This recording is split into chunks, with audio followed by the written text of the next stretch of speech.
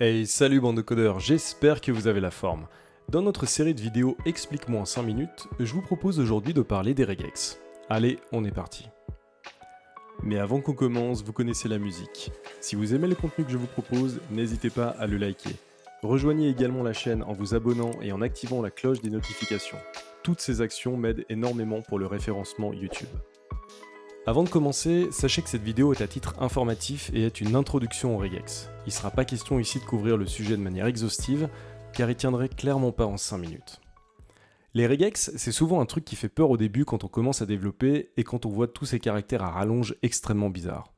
Mais une fois qu'on comprend comment ça marche, et surtout l'utilité et la puissance des regex, on se dit que c'est dommage de ne pas s'y être jeté dedans un petit peu plus tôt. Bon, alors déjà pour commencer, c'est quoi une regex ? Une regex, simplification pour Regular Expression, c'est une chaîne de caractères avec une syntaxe spécifique qui va décrire un ensemble de chaînes de caractères qui respectent cette syntaxe. Ouais, ok, mais alors, attends, ça sert à quoi? Et le but premier d'une regex, ça va être de pouvoir retrouver facilement et automatiquement des occurrences au sein d'un texte qui correspondent à la regex qu'on aura définie en amont. Un petit exemple très simple. Dans ce texte, je veux pouvoir retrouver toutes les occurrences du prénom de l'œuvre de Harry Potter. Ici, on a notre texte et on va définir ici notre regex. Et grâce à l'outil, je peux voir tous les endroits où la chaîne de caractères Harry apparaît dans le texte. Ok, génial. Donc pour rechercher le mot Harry, ma regex doit contenir la chaîne de caractères Harry. Waouh, c'est super puissant les regex, dis donc. Alors évidemment, ici, il s'agit de l'exemple le plus simple possible. Mais toute la puissance des regex réside dans le fait qu'on va pouvoir définir des règles très précises grâce à des caractères spécifiques. Avec ça, on va pouvoir retrouver toutes les chaînes de caractères qui respectent ces règles. On va aller un petit peu plus loin. Je veux pouvoir retrouver dans le texte toutes les occurrences qui font référence au prénom de tous les héros et plus uniquement Harry. Pour ça, on va tout simplement rajouter un caractère spécial, le pipe, qui va servir de condition ou et on le fait suivre par le prénom de Hermione. Hop, on met le pipe, on rajoute Hermione et là, automatiquement, on voit qu'on a 18 matchs et on observe que Hermione a été trouvée dans le texte 1, 2 fois et peut-être même encore plus. Et ce qu'il y a de bien, c'est qu'on va pouvoir enchaîner. On va pouvoir rajouter encore un pipe, donc une nouvelle condition ou, et on va pouvoir spécifier ici le prénom de Ron, qui est le 3e héros du livre. Et là, on voit qu'on a 26 matchs, et on observe que Ron a bien été trouvé. Vous voyez que là, on vient de créer notre première regex qui prend en compte plusieurs cas de figure. On va encore monter d'un cran avec cet exemple sur une liste d'adresses postales. On veut pouvoir récupérer et extraire uniquement les codes postaux des adresses. Pour ça, on va voir ce qu'on appelle la notion de range. Un range, c'est un tableau qui prend le premier et le dernier caractère d'une suite logique séparés par un tiret. Dans notre exemple, ça va être 0-9, puisque nous, ce que l'on souhaite, c'est uniquement récupérer les codes postaux qui sont bien évidemment composés de chiffres. Seulement, là, on observe que tous les chiffres sont identifiés indépendamment les uns les autres et on a 306 matchs. Pour que notre regex corresponde à un code postal français, il faut qu'on lui dise qu'on est censé avoir un groupe de 5 chiffres. Alors, la première solution basique, mais pas très optimale et pas vraiment élégante, ce serait de répéter 5 fois cette regex. Et là, on voit que ça fonctionne bien, on a uniquement des matchs qui correspondent à nos codes postaux. Mais clairement, c'est un petit peu moche. On va voir une autre notion des regex, les quantificateurs. Il y a plusieurs façons de les écrire, mais moi j'aime bien la notion avec des accolades. On va tout simplement, à la suite de notre range, définir le nombre de fois que ce range doit être répété. Dans notre cas, 5 fois. On écrit donc simplement notre range, suivi de 5 entre accolades. Et là, on voit qu'on a bien nos codes postaux qui sont toujours identifiés. Il y a une possibilité de faire encore mieux. Ici, on sait qu'on veut que des nombres. On a la possibilité avec les regex de définir un caractère spécifique pour expliquer qu'on ne veut que des nombres, c'est \d. D en minuscule et D pour digit.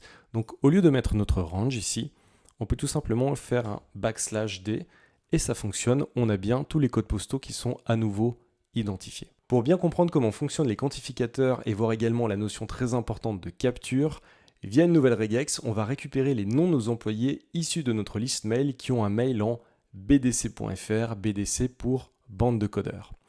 Ce qu'on va faire ici, c'est que déjà on va expliquer la notion de capture.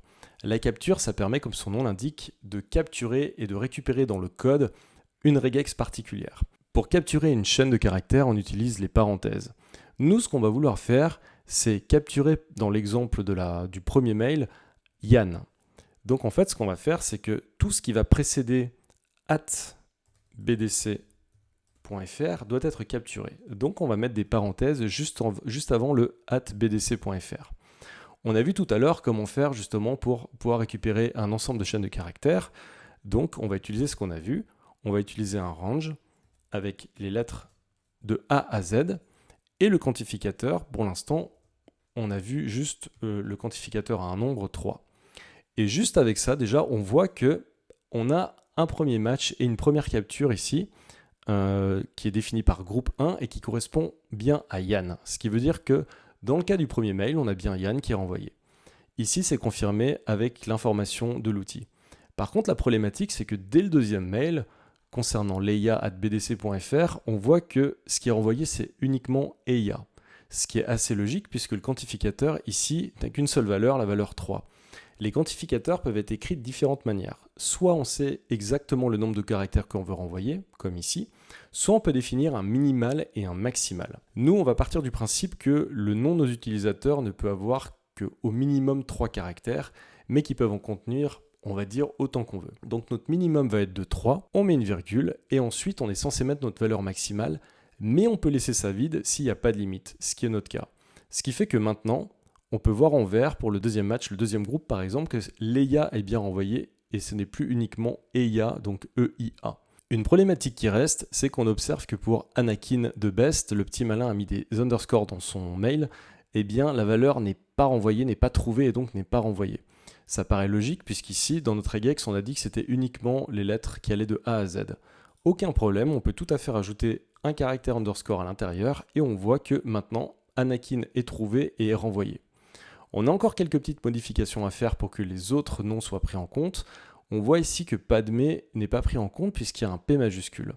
On n'a pas vu encore cette notion, pas de problème, on peut toujours dans notre range définir un nouveau range qui contient les lettres majuscules. On met A et Z en majuscules et on a automatiquement Padmé qui est trouvé et qui va être retourné. Intrus@google.com, il n'est même pas identifié puisqu'il ne correspond pas à la regex globale avec le bdc.fr, ça c'est parfait. Il ne manque plus que nos deux droïdes C3PO et R2D2 qui, comme vous l'aurez compris, n'apparaissent pas tout simplement parce que l'on n'a pas mis les chiffres ici dans le range. On a tout simplement juste à les rajouter avec 0,9 comme on a vu tout à l'heure pour les codes postaux. Et à partir de maintenant, grâce à cette expression régulière, on va pouvoir récupérer dans notre code tous les prénoms de tous nos employés qui ont une adresse en @bdc.fr. Alors, je profite de cette vidéo pour vous dire que l'outil online que j'utilise actuellement, c'est regex101.com. Alors, personnellement, dès que j'ai une regex à construire ou à tester, j'utilise cet outil qui est juste parfait. Et avant de terminer la vidéo, j'ai un petit challenge pour vous. S'il vous plaît, postez dans les commentaires une version plus élégante de cette regex. Servez-vous de ce qu'on a pu voir juste avant et servez-vous également de l'outil. Il vous donne plein d'informations sur les regex en général et tous les groupes et toutes les captures que vous êtes en train d'effectuer via la regex que vous écrivez. Bande de codeurs, si cette vidéo vous a plu, n'hésitez pas à la liker et à la partager. Abonnez-vous également à la chaîne et activez la cloche des notifications si ce n'est pas déjà fait. Enfin, si vous souhaitez que je fasse une vidéo sur les regex en les utilisant dans du code pour voir comment ça fonctionne, n'hésitez pas non plus à le dire en commentaire. D'ici là, je vous souhaite beaucoup de bons codes et je vous dis à bientôt, bande de codeurs.